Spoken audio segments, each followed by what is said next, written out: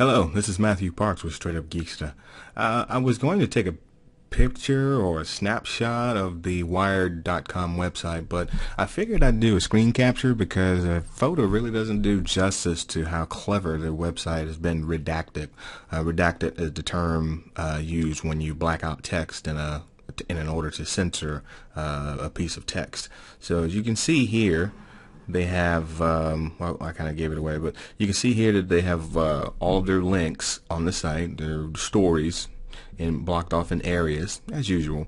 But all of the areas are redacted. They have little black lines all over them.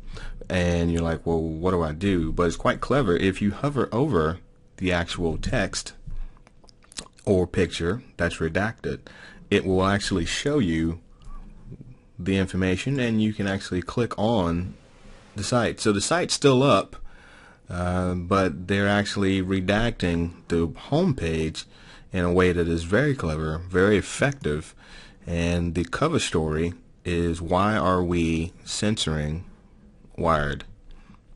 So it's worth a read. If you're not familiar with what's going on today, today is the Stop SOPA Day. SOPA is the Stop Online Piracy Act. It's an act that's passing through Congress. There is a competing act passing through the other legislative branch of Congress. I believe it's in the Senate. It's called PIPA, or Protect IP Act.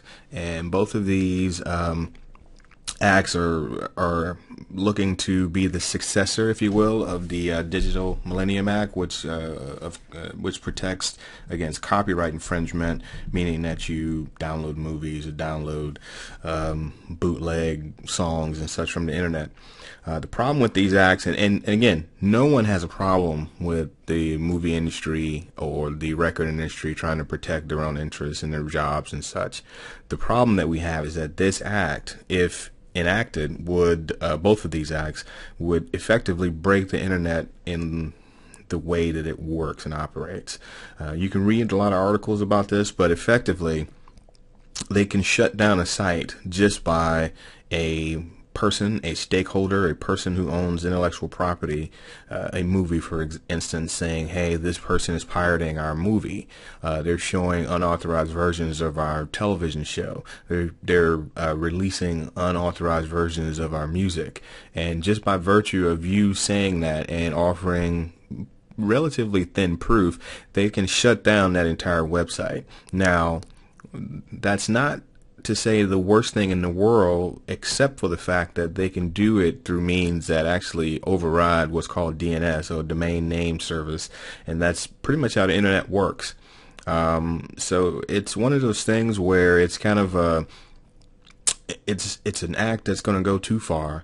It can be effective, but Congress is in this case pretending or acting or saying that they know more about how this works than actual tech guys like ourselves, engineers like ourselves, that know that if you enact this, it's going to be very, very bad for the internet. Number one, anyone can make an accusation of theft on anyone else out there and have a person taken down and perhaps even put out of business for even if it's temporary at any point in time. Number two, the ability to police an act this large is going to be very difficult.